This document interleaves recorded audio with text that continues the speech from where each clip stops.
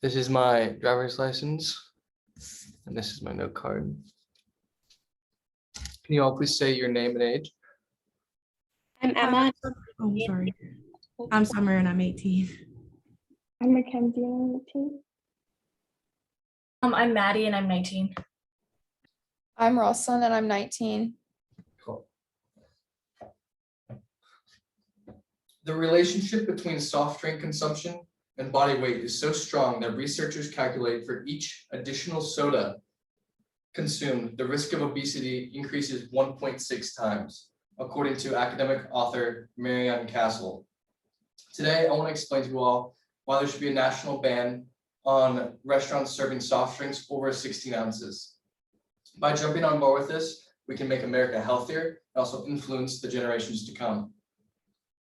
Not only have I experienced some of the side effects of overconsumption of sugary drinks and soda, from headache and fatigue, but I've seen what it does to the people around me and learned that it's less of a treat and more of a drug.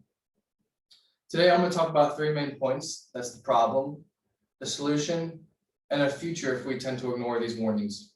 So if you turn to slide 1, you'll see that America has a big problem, as well as other parts of the world, and that is with overconsumption of sugary drinks and the link it has with diabetes, heart disease, many other diseases, and even death. According to the Harvard School of Public Health, Americans consume on average more than 200 calories each day from sugary drinks, 4 times what they consumed in 1965, and that's just from drinks, not even food. The American Heart Association recommends that most men eat or drink no more than 36 grams of sugar per day, and women eat no more than 24 grams of sugar per day. So if you step back and think about it, a 12-ounce can of regular Coca-Cola has 39 grams of sugar in it, which is over your daily recommended average for both men and women, and that's pretty frightening. Now, I'm here in Florence, Italy, studying abroad, and I went to a McDonald's the other day because I wanted to get some American food. And I sat down and I was eating my lunch, and I looked over and I saw this other man eating his lunch, and he had a pretty large drink, and I asked him how big it was, and he said it was the large. And I was very stunned because it was much smaller than the large we have here at our fast food restaurants and just restaurants in general. So this is when I knew that it was more of a American problem rather than a McDonald's and fast food problem. If ignored, unfortunately, statistics will rise. According to Robert Gebelhoff's Washington Post article, on average, 24,000 American deaths yearly are linked to the consumption of sugary drinks and sodas. So now that you know what some of the risks are, let's take a look at how we can solve this problem and the solution. So if you go to slide 2, you'll see that the solution I'm proposing is a nationwide ban on restaurants serving drinks, soda, and sugary drinks over 16 ounces. And this would be kind of like a portion cap.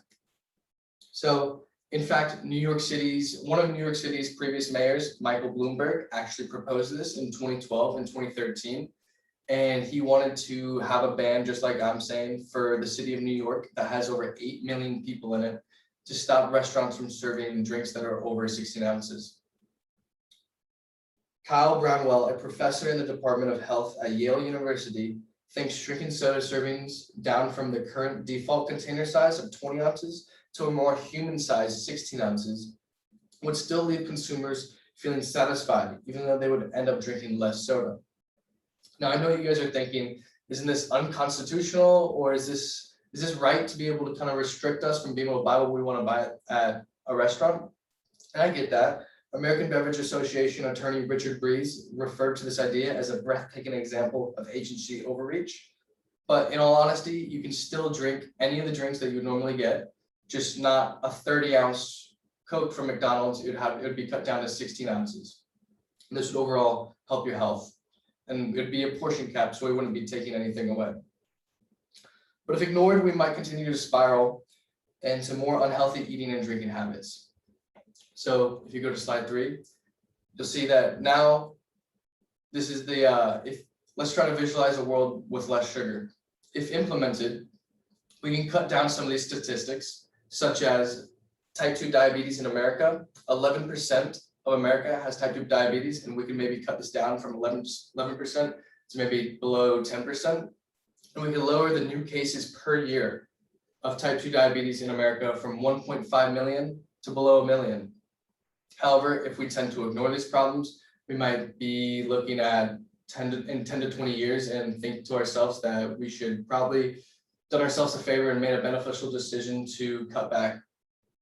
And in a peer review in the Journal of Endocrinology from 2022, Vasanti Malik and Frank Hu stated that findings suggest that sugary food and beverages are potentially rewarding and can trigger addictive-like behaviors and might be responsible for overconsumption of sugary drinks such as soda. So to elaborate on this, I want to bring up a specific person. Her name is Amy. She's a 32-year-old that lives in the United Kingdom, and she went to the world's first rehab center for sugar and carbs. And her addiction got so bad that she was lying, stealing, and destroying herself just to get more sugar. She related many of these same side effects to what drug addiction would be like. And after reading Amy's story, I realized how some people, this is considered a drug and rather than just a regular soda drink you get from the store.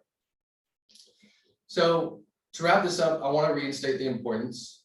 With proper steps, each of us can help advocate and sign petitions for smaller soda sizes. Something needs to be done to make America healthier. And I do believe in this, and I believe this would be the cure to the problem that we have.